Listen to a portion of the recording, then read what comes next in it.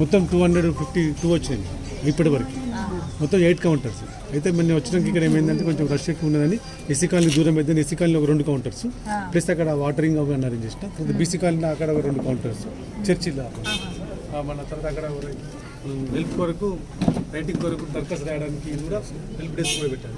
ఇక్కడ కూడా help desk పెట్టారు. ఇక్కడ ఫామ్ ఫిల్అప్ చేపిస్తాడు, మనం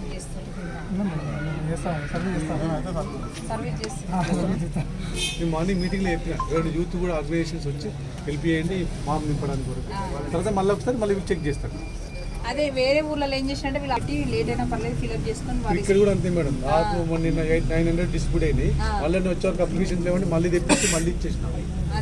ఇంటికాడ కూడా పెట్టుకుంటారు, అడ్వాన్స్ గా పెట్టుకుంటారు. తర్వాత వాళ్ళకి ఒకటి ఇస్తే 2 తీసుకుంటారు, 2 కావాలి 3 కావాలని తీసుకుంటున్నారా? అక్కడ కాకుండా ఇప్పుడు మనం హెల్ప్ డెస్క్ లో పెట్టినాం అనుకోండి, ఖచ్చితంగా అక్కడ ఇస్తాం నింపుతాం, మళ్ళీ వెంటనే రిసిప్ట్ ఇచ్చేస్తే అయిపోతుంది. హెల్ప్ డెస్క్ ఎక్కడ కౌంటర్ ఉందో అక్కడ హెల్ప్ డెస్క్ పెట్టేసాం. దాంతో చాలా షార్టేజ్ అయినాయి నిన్న మొన్న అప్లికేషన్స్ ఫామ్స్. నిన్న కర్ణ మేడం కూడా వచ్చింది, వచ్చిందంట కదా. ధర్మసాగర్ బాగున్నాయి అన్నారు. మార్నింగ్ 8 o'clock వచ్చింది. 20% ఎక్స్ట్రా ఉంటాయి మేడం. ఎందుకంటే ఒక్క కుటుంబంలో మనకు రేషన్ కార్డులు ఇవ్వక 4 ఏళ్ళు అవుతుంది మేడం. దాంతో ఏమైందంటే మనకు హౌస్ హోల్డ్స్ పెరుగుతున్నాయి మేడం, అప్లికేషన్ పెరుగుతున్నాయి కాబట్టి కొంచెం మళ్ళీ ఇంకొక 1400 వరకు రావచ్చు. అవి కూడా మనం తీసుకుంటాం. అదే 2011 దాని నుంచి ఇస్తున్నారు అప్లికేషన్స్.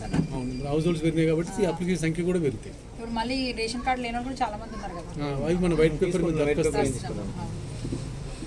అది వాళ్ళకి కొంచెం ఎక్స్ప్లెయిన్ అయ్యేటట్టు చెప్పిన మీటింగ్లో మొత్తం.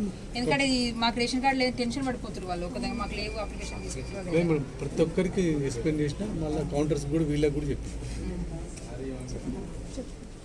మంచి ఓపిక చేస్తున్నారు. వీళ్ళంతా మా స్టాఫ్ వీళ్ళంతా అంగన్వాడీ ఆశా. నమస్తే.